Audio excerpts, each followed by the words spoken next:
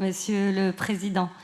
Chers collègues, ce rapport encadre donc l'évolution en 2022 des budgets de fonctionnement des établissements accueillant les personnes âgées, les adultes en situation de handicap et les mineurs confiés à l'aide sociale à l'enfance. Il alloue également des moyens pour des mesures nouvelles. Nous voterons contre ce rapport pour plusieurs raisons.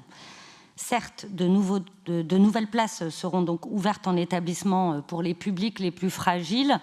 Cependant, sans un document stratégique de programmation de la création ou l'extension des établissements sociaux et médico-sociaux, il n'est pas possible d'évaluer ces mesures si elles sont à la hauteur des besoins existants. Ces besoins ont été par ailleurs accentués par certaines décisions prises par le département, par exemple celle de fermer il y a quelques années 2 pavillons de la Cité de l'Enfance accueillant des adolescents. Concernant précisément la protection des enfants des Hauts-de-Seine, lors du dernier mandat, les dépenses de placement en établissement ont augmenté. Or, d'après les données du rapport de l'IGAS, celles en faveur des placements en famille d'accueil ont baissé de 37%, les allocations ont diminué de 28% et les montants alloués à la prévention spécialisée ont reculé de 9%.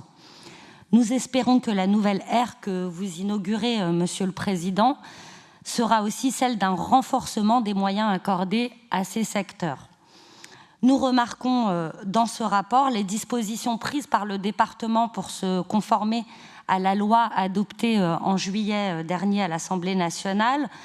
Notre groupe s'oppose depuis longtemps contre les pratiques du département, les placements en hôtel des jeunes sans aucun accompagnement ni protection, ainsi que les mises à la rue de ces derniers, une fois l'âge de 18 ans atteint. Nous avons bon espoir que vous ferez le choix d'empêcher tout placement à l'hôtel, même inférieur à 2 mois, et que vous accorderez un accompagnement sans condition aux jeunes majeurs.